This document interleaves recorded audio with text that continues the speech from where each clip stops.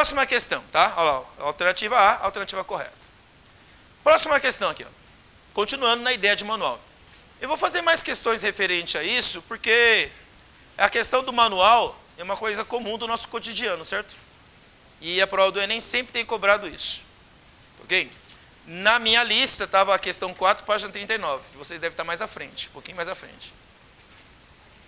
43? Olha, página 43, falaram aí. Já está atualizado o caderno de vocês. Tá? Diz assim, ó. O manual de funcionamento de um captador de guitarra elétrica apresenta o seguinte texto. Este captador comum consiste em uma bobina que possui fios condutores enrolados em torno de um ímã permanente. O campo magnético do ímã induz o ordenamento dos polos magnéticos na corda da guitarra, que está próxima a ele. Assim, quando a corda é tocada, as oscilações produzem variações com o mesmo padrão no fluxo magnético que atravessa a bobina. Ó, presta atenção. Até ali, ele está dizendo como funciona o sistema. Você tem uma guitarra com uma corda, certo? Que o guitarrista ele vai tocar essa corda, ele vai dar uma percussão na corda. Na hora que ele bater na corda, a corda vai começar a vibrar. Mas antes disso, o captador da guitarra elétrica, ele é feito de um fio todo enrolado em torno de um ímã, certo? Ok? Que vai captar a vibração dessa corda.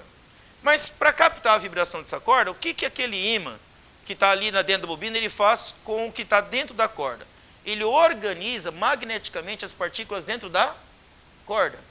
Ok? Então a corda, ela fica com digamos assim, nós chamamos de ímãs elementares, organizados pela presença de um ímã externo, que é aquele do captador.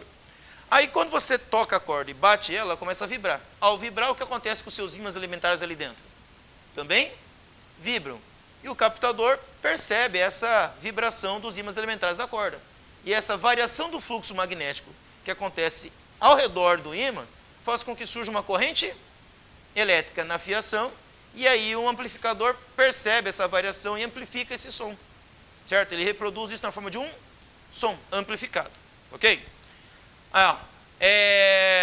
Isso induz uma corrente elétrica na bobina, como eu disse para vocês, que é transmitida até o amplificador. Daí para o alto-falante. Do amplificador vai para o alto-falante. Aí a questão diz assim. Um guitarrista trocou as cordas originais de sua guitarra, ok? Que eram feitas de aço, por outras feitas de nylon. Em violão tem esse tipo de corda, não tem? Violão de corda de nylon, né? Ok? Com o uso dessas cordas, o amplificador ligado ao instrumento não emitia mais som. Quer dizer que a corda de aço funcionava, certo? Com a corda de nylon, não funciona. Tá? Pode funcionar como um violãozinho, certo? Sem amplificação, certo? Mas ele dizia aqui na questão que eletronicamente parou de funcionar. Por que isso aconteceu? Ele perguntou, por que a corda de nylon? Vamos lá. O que acontece com a corda de nylon? O nylon, ele é um metal ou não metal? Não metal. E a corda original? Era o metal, mas qualquer metal? Não. Que metal que era? O aço. O aço é feito de quê? Primeiro, o aço é um metal, na verdade? Não, o aço não é um metal. Não, o aço não é um metal? Não. O que é o aço, então? O aço é uma liga metálica. Você sabe o que é uma liga metálica? Uma liga metálica é quando você funde dois ou mais metais, ou até metal com não metal. Por exemplo, no caso do aço, existem vários materiais que eu posso fundir com ferro para gerar o aço. Por exemplo, o aço carbono, que é muito utilizado em ferramentas, utilizado em aparelhos ou peças que exigem grande resistência. O aço carbono, utilizado até em construção civil. Ele é misturado, o carbono, o elemento químico carbono, com o ferro. Isso é chamado de aço carbono. Existem outros tipos de aço que você mistura o ferro com estanho, que é um outro metal. Você pode mesmo misturar ferro com cobre, ok? Por exemplo, ferro com cobre já gerou alguns metais bem conhecidos. Metais não, umas ligas metálicas bem conhecidas, como o bronze. O bronze ele surge da mistura do ferro com o cobre. Então, cuidado. O metal, ele não é o aço não é exatamente um metal. Ele é uma liga metálica, ok? Tá? Mas contém o metal, certo? E esse metal que é no aço, com certeza, é o ferro, ok? O ferro é um material que magnetiza com grande facilidade, ok? Ele pertence a uma classe de materiais chamada metais ferromagnéticos, como o próprio nome diz. Ferromagnético, o primeiro deles é o ferro mais conhecido, ok? Ele se magnetiza com facilidade. Todo material magnetiza? Não, o nylon é um material que não magnetiza. E, aliás, como ele não magnetiza, ele não tem seus ímãs alimentares organizados na presença de um campo magnético. Ok? Não fica organizado com facilidade. Então, o que acontece? Para que a corda pudesse transmitir algum som até o amplificador, certo? Ele teria que converter essa vibração mecânica da corda em oscilações do campo magnético. Como a corda de nylon não magnetiza, certo? Quando o guitarrista percute a corda, bate nela, ela vai vibrar, não vai? Mas os ímãs elementares dela vai sensibilizar o captador do amplificador? Não. Então o que vai acontecer? Isso ocorre por quê? Porque a corda de nylon, letra A, isola a passagem da corrente elétrica da bobina para o alto-falante. Vamos ver. Varia o seu comprimento mais intensamente do que ocorre com o aço. Ela fica maior, fica menor do que o aço. Apresenta uma magnetização desprezível sob a ação do ímã permanente. Ela magnetiza ou não magnetiza? Não magnetiza, exatamente. Não é a corrente elétrica não passa pela corda, certo?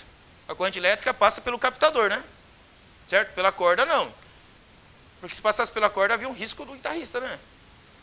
Imagina se ele estivesse tocando a corda de aço e passasse corrente elétrica pela corda. Ao que ele tocar na corda, ele pode levar um choque, né? Certo? Não, não é assim não, tá? Alguém já viu aquele guitarrista que fica doido tocando lá, é porque está levando choque. Né? Toda aquela empolgação dele lá é porque está levando choque quando ele toca na guitarra. Não, não é, certo? Não tem nada a ver com isso aí. Então, não é com isolamento. Mas está relacionado com a magnetização desprezível. Vamos ver as outras? Induz a correntes elétricas bobinas mais intensas do que a capacidade do captador? O nylon vai produzir mais oscilações eletromagnéticas do que o aço? Não, exatamente o contrário. Oscila com uma frequência menor do que a percebida pelo captador. Também não. Tá? Tanto é que a corda de nylon pode ser usada no violão do mesmo jeito que a corda de aço, não pode? E produz as mesmas notas musicais. Então, não está relacionado com a letra E. A alternativa correta é qual? A letra C. Apresenta uma magnetização desprezível, ok? Sob a ação do ímã permanente. Tá? Reparem que essa questão ela é um pouco mais complexa do que a anterior, notaram? Não é só conta, não houve conta nenhuma aqui, né? Certo? É uma questão que houve mais interpretação do que está acontecendo e muito conceito físico envolvido ali. Há um domínio sobre os conceitos da física aí para interpretar o que vai acontecer, o que está gerando de problemas ali. Tá? Tudo bem até aqui? Próxima questão. Tá? De novo, em um manual, sobre o manual. Só que o manual anterior, ele fala sobre o aparelho captador, certo? Um detalhe mais técnico. Agora não. Vamos para uma situação comum de novo. Tá? Na minha questão aqui seria na página 40, de vocês é mais à frente. Aqui mais à frente. 43? É 43 mesmo? Vamos lá. Diz assim, em um manual de um chuveiro elétrico, são encontradas informações sobre algumas características técnicas, ilustradas no quadro, que é esse quadro aqui, como a tensão de alimentação, a potência dissipada, o dimensionamento do disjuntor ou fusível e a área da secção transversal dos condutores utilizados. A área de secção transversal é a área de corte do fio. Se você imaginar um fio, então, e fizer um corte, posso usar aqui o giz. Imagine que o giz fosse um fio. Se eu fizer um corte no giz, que figura geométrica você vê aqui? Um círculo. Quando ele fala área da secção, é a área de corte aqui, certo? Esse círculo que estão vendo aqui. Tá? Vamos ver as características técnicas do chuveiro. Diz assim, especificação. Nós temos dois modelos de chuveiro, o modelo A e o modelo B. O A para ser usado em onde? Numa tensão de 127 volts e o B em 220 volts. Se eu pegar o modelo A, eu tenho aqui 4 seletores de temperatura, certo? O primeiro seletor, que é a bolinha branca, não passa nada de corrente, mas também não passa nada de tensão, certo? É a posição do aparelho desligado, certo? Ok? Segunda posição, uma bolinha escura ali, corresponde a 2.440 watts de potência, se for ligado em quanto? 127 e 4.400 watts se for ligado a 220. E assim por diante, ó. 2 bolinhas mais quente e 3 bolinhas mais quente ainda, certo? Porque tem maior potência ali. O disjuntor ou fusível deve suportar 50 amperes em 127 volts e 30 amperes em 220 volts. E a área da secção é fio 10 milímetros quadrados de área para 127 e 4 milímetros quadrados para 220 volts. Aliás, uma pergunta que muitos alunos me fazem, às vezes, é perguntar qual é a vantagem de utilizar, por exemplo, um aparelho 220 volts em vez de 127? Eu acho que dá para responder essa pergunta com esse quadro aqui, ó. Vamos olhar? Olha primeiro aqui, ó. Se eu trabalhasse com um chuveiro desse em 127 volts, olha quanta corrente passaria pelo disjuntor. 50 amperes. Se fosse 220 volts, olha a corrente. 30 amperes. Significa que num chuveiro de 220 volts passa menos corrente, certo? E como passa menos corrente elétrica pelo disjuntor, também passa menos corrente elétrica pelo fio, então, né? Aí o fio não precisa ser tão grosso. Olha a vantagem aqui, ó. Certo? Um fio 10 milímetros quadrados de área de secção para 127 volts e 4 milímetros quadrados para 220 volts. Ou seja, se eu tenho uma rede de 220 volts, eu posso utilizar fios mais finos. Certo? E isso barateia a instalação elétrica da residência, certo? Se eu trabalhar com fios 4 milímetros quadrados de área, eu vou gastar bem menos do que eu trabalhasse com fio 10 milímetros quadrados de área. Tá? Então, uma vantagem de você trabalhar com uma rede de 220 volts é que você pode trabalhar com menos corrente elétrica na fiação e trabalhar com fios mais finos. Com isso, sai mais barato, certo? A instalação da rede elétrica. Bom, mas vamos ver a questão aqui. Uma pessoa adquiriu um chuveiro do modelo A, que é esse aqui. E ao ler o manual, verificou que precisava ligá-lo, ligar a ele, um disjuntor de 50 amperes. No entanto, intrigou-se com o fato de que o disjuntor a ser utilizado para uma corrente de instalação de um chuveiro do modelo B deveria possuir uma amperagem 40% menor. Ó, a questão diz que ele ficou intrigado com essa questão. Como um chuveiro de uma voltagem maior, precisou de uma corrente menor, né? 40% menor. Considerando-se que os chuveiros do modelo A e B funcionam na mesma potência de 4.400, ele está funcionando agora aqui, ó, nessa faixa aqui, tá? A razão entre as respectivas resistências elétricas RA e RB, que justifica a diferença de dimensionamento dos disjuntores, é mais próxima de quanto? Ele quer saber qual é a razão entre RA e RB. Então, nessa questão, a pergunta que ele faz é assim, ó. Qual é a razão entre RA sobre RB? Que vai justificar aquela diferença de corrente elétrica, certo? Ok? Só que a potência dos dois serão a mesma. De quanto a potência dos dois chuveiros? 4.400. Então, vamos pensar primeiro no modelo A, certo? Modelo A, nós sabemos que potência é igual tensão ao quadrado dividido pela resistência. Só que estou pensando em qual chuveiro? Modelo A. Então, potência do aparelho do chuveiro A, DDP do chuveiro A e resistência do chuveiro A. Certo? Bom, potência de A vai ser igual a potência de B.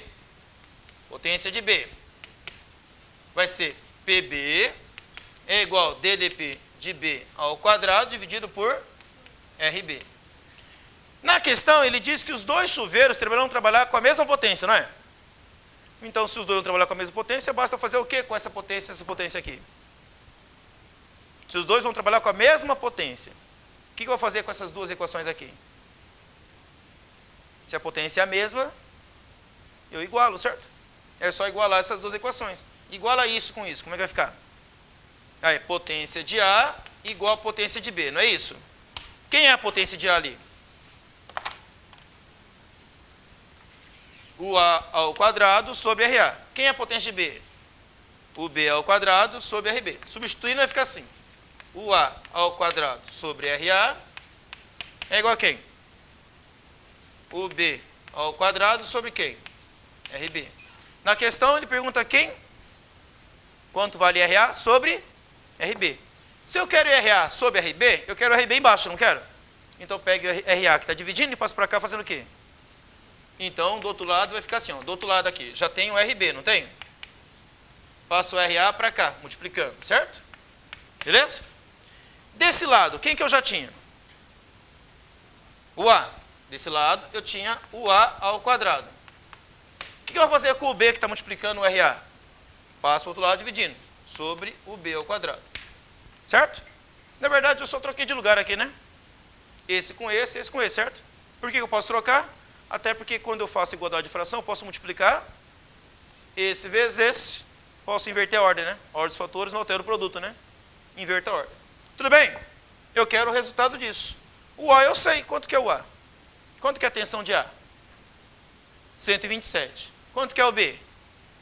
220. Então substituímos, vai ficar assim.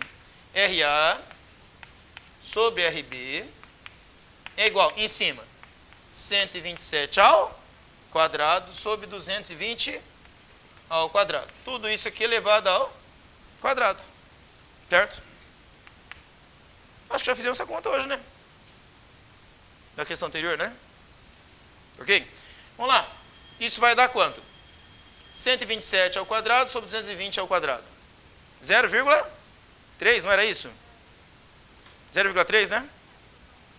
Então 0,3 nos quebrados aproximadamente. Certo? A alternativa qual? A. Tá? Tudo bem, pessoal? Tá?